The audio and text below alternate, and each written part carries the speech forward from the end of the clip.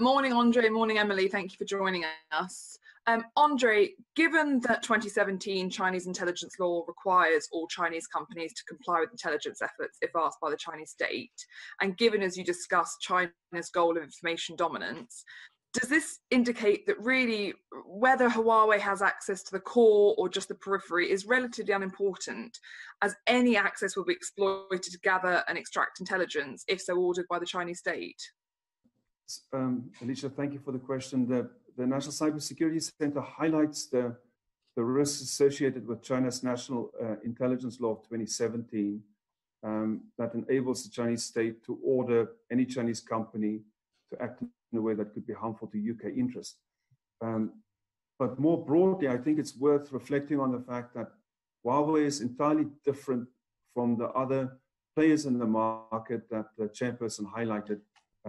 Ericsson, Nokia, Cisco, and Samsung. And the reason why it's different is because of the way in which Huawei is embedded in the Chinese state. The founder of Huawei, Mr. Ren Zhengfei, of course, is a former engineer from the engineering corps of the People's Liberation Army. So he started his career in the People's Liberation Army.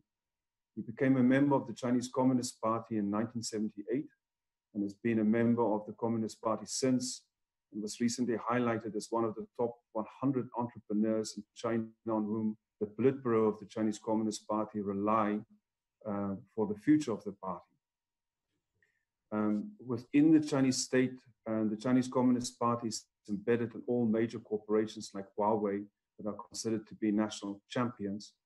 And it's calculated that the Chinese government has financed the growth of Huawei with some $75 billion over the last few years to enable it to achieve the kind of market dominance it currently has in telecommunications equipment. So it's very hard to compare Huawei to the other players in the market because it's comparing apples with pears.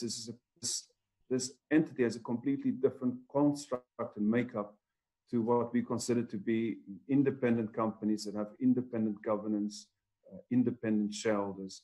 Huawei is embedded in the Chinese state. And this is why the National Cybersecurity Center, for the first time, have created this designation of a high-risk vendor, and have so far only named Huawei as a high-risk vendor that's embedded in the UK infrastructure. I think it highlights that regardless of whether it's 1 point or 4 points, any access provides an opening, as Emily said earlier.